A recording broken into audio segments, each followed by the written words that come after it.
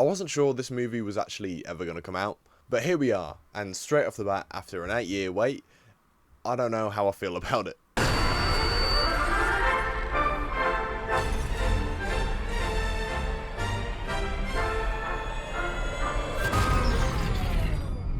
Five Nights at Freddy's, that's where I wanna be. I'll say right away that the movie looks great. The pizzeria, the animatronics, visually stunning, nails what it's going for. And it's also really well directed. Emma Tammy does a great job, and I've not seen any of her other work, but I'm definitely interested in it now. And while clearly this is a very commercial movie, you can tell everyone really cared about the project, and as much as I have many problems with it, you can't help but feel the fact that everyone clearly loved what they were doing and wanted to make the best possible thing. John Hutchinson, who plays Mike, the security guard, is great. He puts in a great performance, and while I think the script is by far the biggest problem with the film, I think his characterization is great. We learn a lot about him, probably more than we even need to. I was invested in him early on, but we keep digging further and further into him. The trauma of losing his brother, and his issues looking after a sister, as well as keeping a job. And he's also fighting against his aunt, who isn't particularly the nicest person. Now I need to talk about the animatronics, obviously the stars of the show. And like I say, I think Emma Tammy does a great job with the direction of the whole film, and the animatronics, like the actual suits, the puppeteering is all great, top notch, couldn't be any better. The only issue I have with it is the glowing eyes don't really work for me. When they're up to their shenanigans and their eyes turn red and stuff, like, I don't really vibe with it. It just feels very tacky, not very threatening in any way. And I honestly think if they just kept the eyes normal, or even just a slight, almost white glow, that would have been so much more effective. Now, I've only seen the film once, obviously it's not long come out, at least at the time of recording this review, because this could be fucking posted whenever. I've only seen it the once, and I do already feel like I need to rewatch it. If I'm totally upfront, as a whole package, I didn't think it really worked. Now, I am a fan of the games. I've played the first one. Well, I've played through all of them, like, little bits, but I've only properly played the first one. But I've watched loads of people play the other games, and relatively aware of the lore, not all of it, because there is so much. As a fan of the games, you can't help but have fun, because it wears its care for the fandom on its sleeve.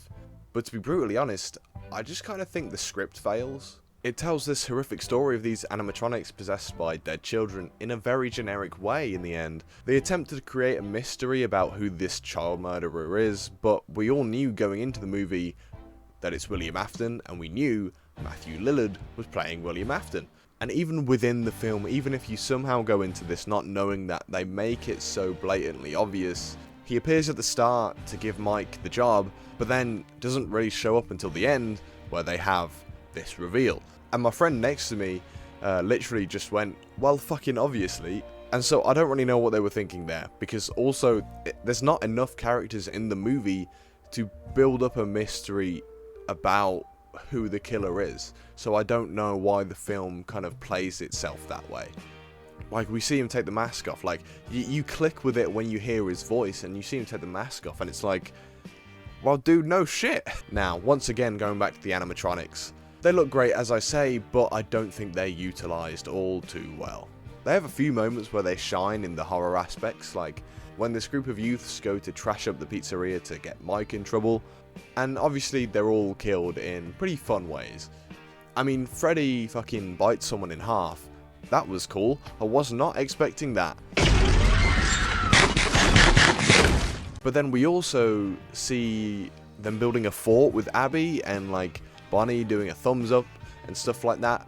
And I know what they're going for, because I know it's meant to be like they're still the spirits of kids, and like Afton has some kind of control over them to make them do these evil things. But I don't think how they build the scenes and the sequences, I just don't think the tones mesh.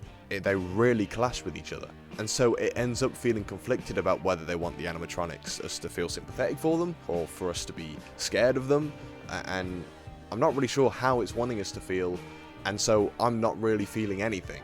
I think like the stuff like the fort sequence could have worked if they played more into the like potential at any moment they could snap and like kill you or something like that. That could have been quite interesting, but they didn't. They just played it straight. And then at the end as well, when we have the Springtrap stuff and the Springlock scene, we do a total 180, and it's like the animatronics all band together to take fucking Afton away, and it is just like this total 180, and it just doesn't work for me.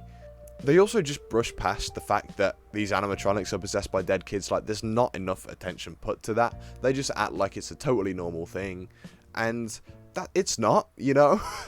And it just kind of takes any seriousness or believability out of the situation.